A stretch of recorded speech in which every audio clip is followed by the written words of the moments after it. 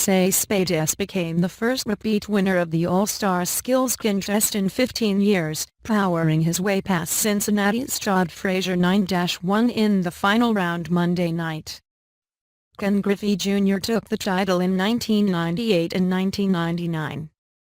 With a serious, determined look on his face the whole time, Cespedes finished with 28 homers. That was 4 fewer than last year, when he beat Washington's Bryce Harper 9-8 in the final round. The 28-year-old Cuban even told Athletics teammate Josh Donaldson he was doing this wrong.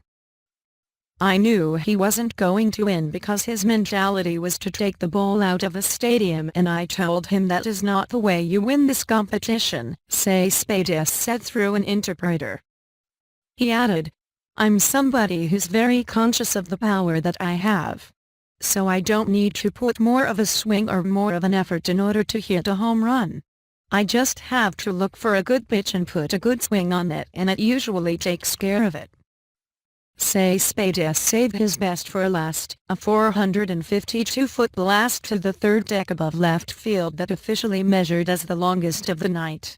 As third base coach Mike Gallego again pitched to Cespedes, who went deep 32 times in last year's Derby at Citi Field in New York. Gallego's arm looked nearly out of gas by the final round, which started after 10:30 p.m. local time. "Maybe next year I'll put up a better showing at the end," Frazier said. "Now that I understand, maybe I'll do a couple of more push-ups." Cespedes stopped Toronto's Joe Bautista, and Frazier surprisingly beat Miami's Giancarlo Stanton in the semifinals. Jonas Cespedes, AP photo, Bautista and Stanton each earned a bye to the semifinals under the new bracketed format, which gave each player 7 outs and pitted the survivors from each side in the final round.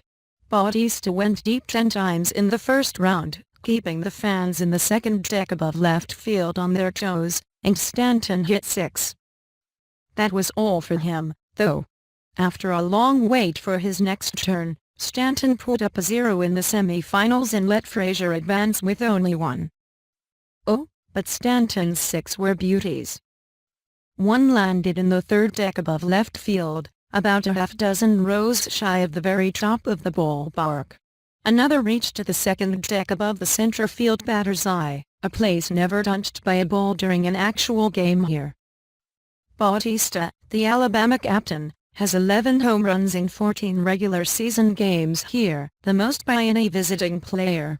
That's only one less than Twins cornerstone Joe Mauer, who has played 284 career games at Target Field. Cespedes, who beat Donaldson in a tiebreaker after each finished with 3 in the first round, breezed by Baltimore's Adam Jones in the second round. Frazier topped NL captain Troy Tulowitzki on the other side. Colorado's Justin Morneau, the fan favorite after 10-plus years and 4 All-Star games for the host Twins, was eliminated in the first round.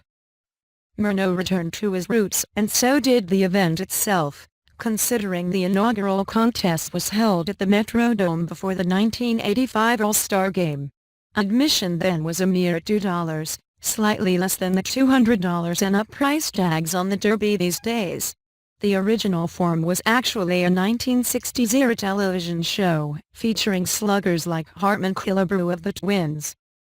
Delayed 54 minutes by light rain on an unseasonably cool night even for Minnesota with a start time temperature of 59 degrees, the contest began with a rainbow protruding from the clouds beyond left center field that framed this limestone-encased ballpark that opened in 2010. Frazier went first, and while he went deep twice, he didn't quite reach the rainbow. Neither did Twins second baseman Brian Dozier, the smallest of the participants who had the backing of the crowd with chants of his last name during his 2-homer round. "Even my brother," he said he got chills, said Dozier, one of 7 first-time participants. His brother, Clay, was his pitcher. The loudest roars were for Morneau, the only left-hander in the event this year.